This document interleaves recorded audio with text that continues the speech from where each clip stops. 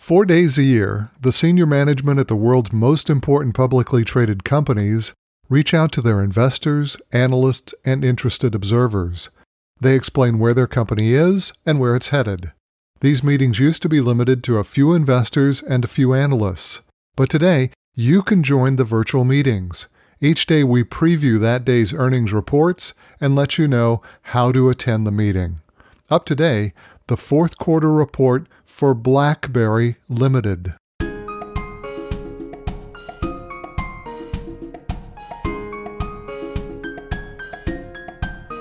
Welcome, it's Wednesday, March 28th, and this is Value Side. I'm your host, David Ravel.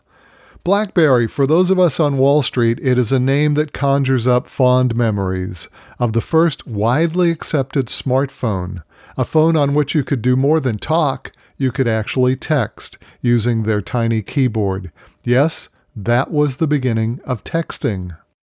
Blackberries were so popular that by 2010 they had captured nearly 3/4 of the U.S. smartphone market. And as it turns out, that year, 2010, represented the peak for Blackberry. It was then that a small company you may have heard of, Apple Computer, came along with the iPhone. And that became the death knell for Blackberry. Just 3 years later, Blackberry's stock price had fallen by 87%. And by 2016, Blackberry had just 1% of market share for smartphones in the U.S. It was a classic case of a once dominant technology company that was beaten by a new, innovative, and powerful competitor. After that, most of us on the street forgot about Blackberry, and although the company continued to operate, it had long since dropped off our watch list.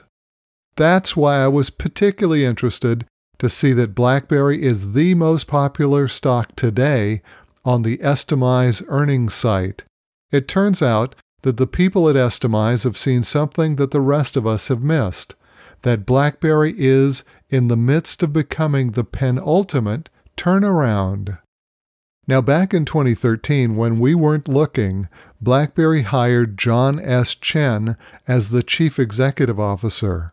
Mr. Chen had a good reputation as being one who could turn around failing companies, and he had experience in the mobile phone sector. In the nearly 5 years since he took over leadership, he has instituted some pretty dramatic changes. The first thing he did was declare that Blackberry would be in the software, not the hardware business. And so, like Apple Computer, Blackberry outsourced its cell phone manufacturing, and with it dramatically reduced the company's fixed expenses. Later, he changed their focus by developing more secure platforms for mobile communications. And this, it seems to me, is one of the critical and growing areas for cell phones and other mobile devices.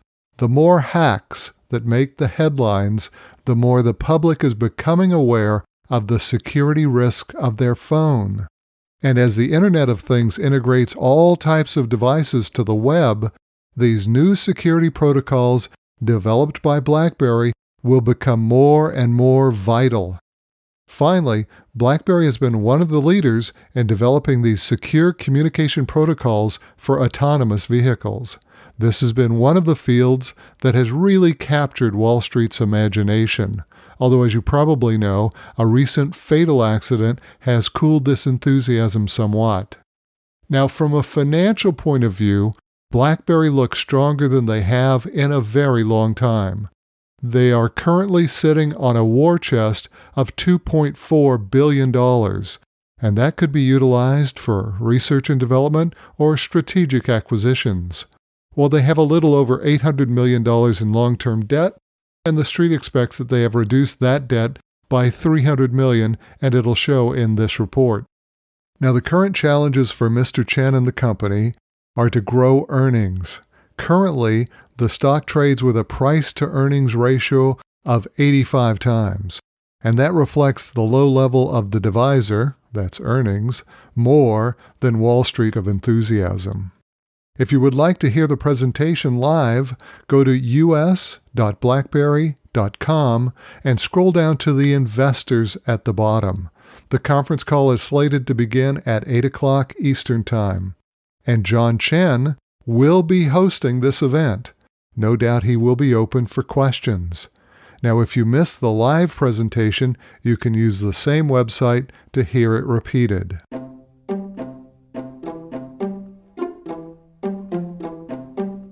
Now, also reporting earnings today will be Walgreens Boots Alliance, Incorporated.